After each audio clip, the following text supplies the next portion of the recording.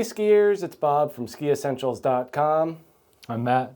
And we got Matt here, we're breaking him in on the wall. One of his favorite skis of the year, I'll say it for him. He was nervous to say it, this new 2024 Declivity 92 Ti.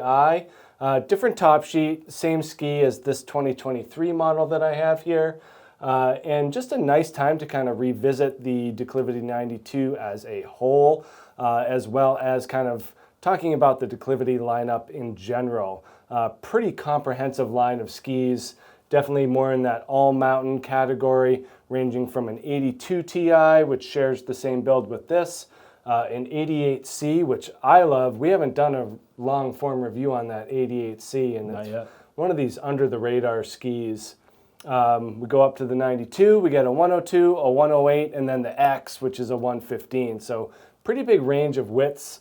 And some variance in constructions between these. But this is definitely kind of, right, I would say that you can make an argument that the 92 or the 102 could be considered the flagship model of the line, just kind of hitting most people in that zone. But really great all-mountain ski.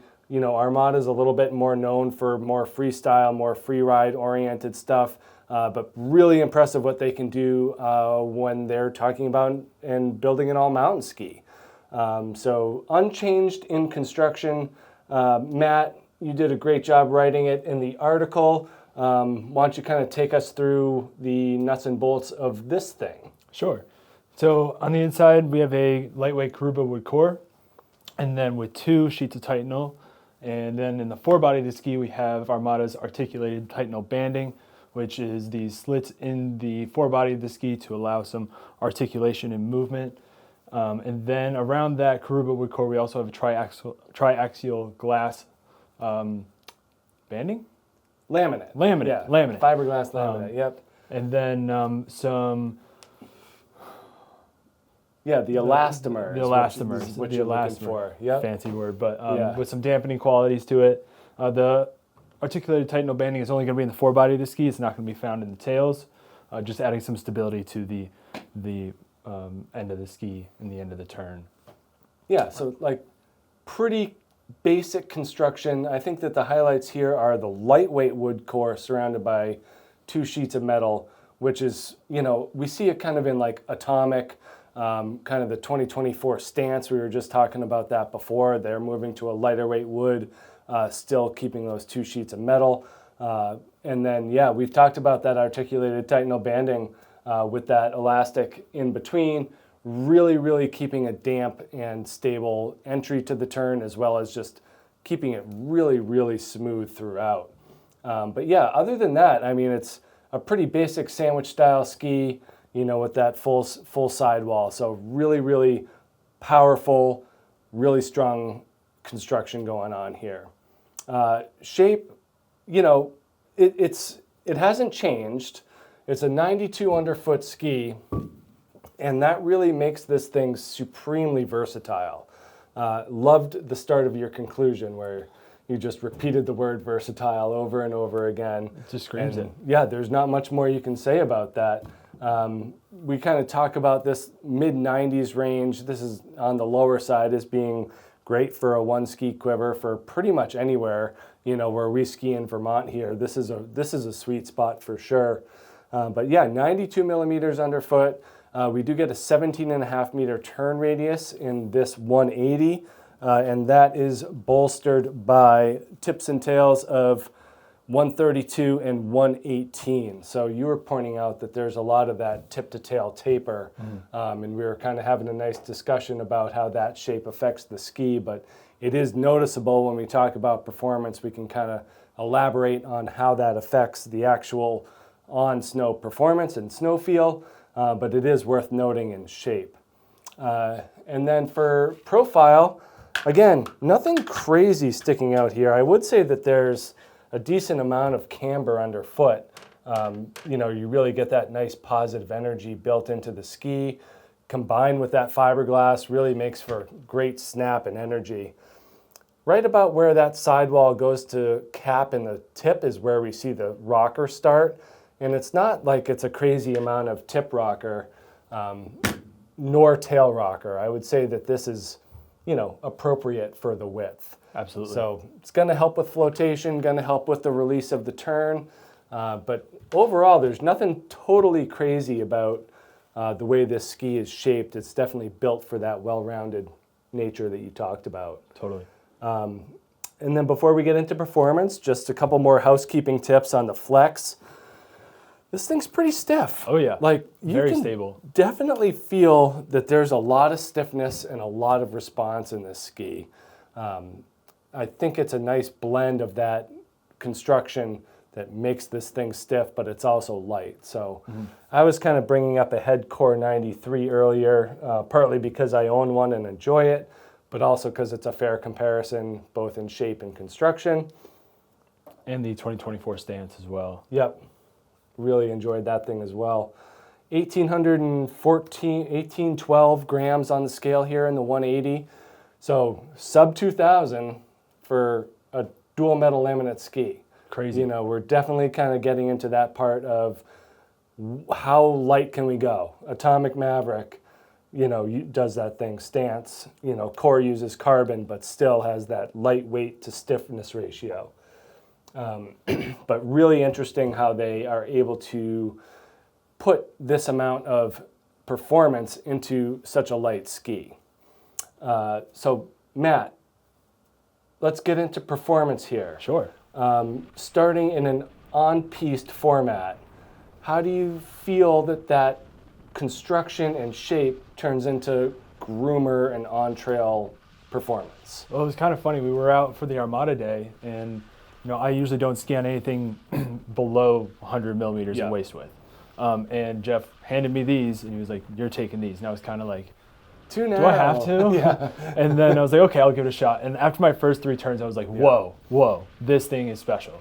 But yeah, like the stability that you feel when you're really just getting a high edge angle, no matter the snow condition, it just holds you there, locks you in, and just propels you forward. It's great.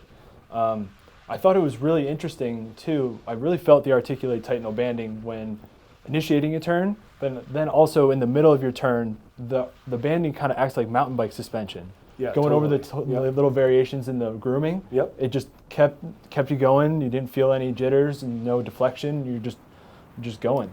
Yeah. And whether it's a big turn or a small turn, quick turn, they like to do it all. They will do it very, very well. And the acceleration too. At the exit of the turn propels you right into the next one. No matter what, it'll just hold an edge very, very well. No matter the condition, I skied it on a perfect packed powder day on trail, and then during the ski test in the morning when it was frozen slush. And it felt just as good. So I'm a big, big fan. It made me feel like a really, really good skier, which is always kind of what you want with a ski. So yeah. It's funny, I have never had this on my feet on a good day. It's always been frozen junk. Like the stars haven't aligned for me. Like even on that media day, I was, I think I went 108, 102, and then to ARV. So I kind of skipped over this year, but over the past few seasons, every time I've got on it, it's been an awful day. I skied it at Waterville this year, and it was just like, that firm, man-made snow, kind of that cardboard consistency, which I don't know how anyone skis it well, but at least I felt confident. Like that was my big takeaway, is like, it's just a confidence-inspiring ski, because it's not too heavy. It's not going to push you over. Like an Enforcer 94, similar style but heavier and just more demanding. And I didn't feel like this thing was taking me for a ride as much as I was in control of the ski. Totally.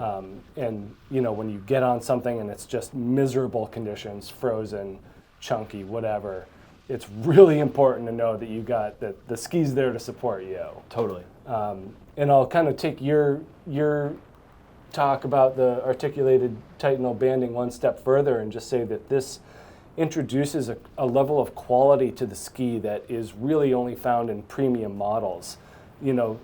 When you're in customer service, sometimes you'll write up to me and be like, this person's looking for a less expensive Storm Rider 95. And it's like, well, The Storm Rider 95 is expensive because it has these things that make it quiet and smooth. Sure. And this is one of the better examples that I could think of that say, all right, we're looking for something that is quiet, that doesn't chatter, and we're looking at it for less than $1,000, you know? Yep. And the Declivity 92 certainly pops into the front of my mind. So it really has that nice, smooth capability to it. And I also, taking your example, when I'm talking to someone that is a park skier or a free skier that is looking for more of a carving ski, Yep. but that they could still have some fun on, this is the first one that I bring up. Yep. It's like there's not many that kind of fill that void of what those skiers are looking Right. for, and I think that this fits that bill to Yep. a T. And we have wider declivities, but this is their all-mountain versatile version. How does it go in softer snow or off-trail? Fantastic. Yep. The day that we were out on it with the really good snow, there was 5-6 inches. Yeah, I didn't get to ski it that day. What a It was- rip-off. You missed out because these things were a dream. And going that same day, I was on the 102 as well, and I was just as comfortable and had just as much fun on this. Yeah. Flotation was really, really good. The handling was great, no deflection whatsoever. Sometimes, with a smaller waist width and that deeper snow, you can kind of feel like you're getting tossed around a bit, and that was not the case with this whatsoever. Really quick and agile too. We were just talking about the taper profile. Yep. There's a 14 millimeter difference between the tip and the tail. So adding to that maneuverability, and then also capping it off 1,800 grams Right. with a dual laminate ski, Yep. which is crazy. So in the trees, amazing. In the bumps, they were fine. I really, really enjoyed them in the bumps. I'm not a bump skier. You are. I wish that you got out on those in the bumps that day. But they're great. Really confidence inspiring. I felt like I could do whatever I wanted. No limitations. Yeah. I had the pleasure of following you with the camera. I would say we got a good amount of runs together, you and Yeah. I, on this ski. Your carving and racing background is evident. The free ride, your ability to kind of make the mountain fun and enjoyable, that was really cool to see. And then your switch skiing on these things.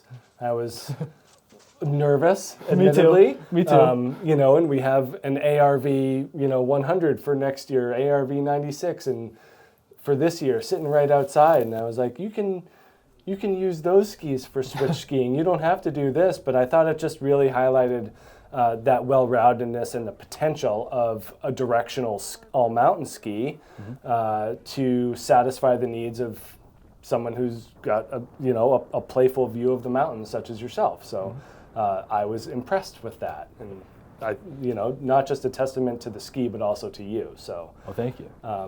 There's enough tail rocker right Yeah, there. Oh yeah, I there's mean, more it's- than enough. An older directional skier like myself would be hard pressed to say that this falls into the twin tip category, but I get what you're saying for sure. There's enough, and there's not too much. There's enough, and I think that's kind of a good way to view this 92 Ti in general. There's enough power, there's enough versatility. It doesn't have to be the best at any one thing, and that's kind of where these all-mountain skis fit into the ski world in general. And adding to the versatility too, these are not overpowered enough to the point where, say, you were out with your kids all day, Yep. that it was just too much. Yep. Having that tail rocker in the back, you can kind of ski with your kids a little bit. You can go backwards with them, hold them, but you don't feel like you're locked into having a super crazy stiff ski. Right. But if you want, they're going on a hot chocolate break and you want to go rip 5 laps really, really quickly, Yeah. they'll do the trick. No, it's a great ski. I'm glad we got this chance to revisit it. We got a fresh perspective with Matt. Jeff definitely put his own, he owned a pair for a couple years. He did his own long form review, but great to get kind of the next generation of skier on this thing and put it to its test for sure. And then, just going back to the Declivity line in general, really just strong all mountain. It's one of the cool lines because as you get wider, you can really see differences in taper and rocker. Totally. They share a lot of the same build qualities, but just start to make it wider, wider taper, more pronounced rocker. So pretty interesting how they're going about their declivity series as a whole. Any final thoughts you want to share with us on this ski?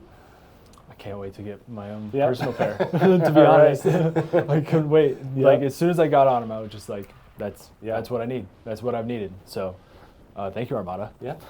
Well, perfect. Matt, thank you so much for joining us. As always, please reach out with any questions. We can certainly forward them along to Matt along the YouTube channel here. So yeah, any questions or comments on this Declivity 92 Ti, would love to hear it. And we will see you out there next time. Bye.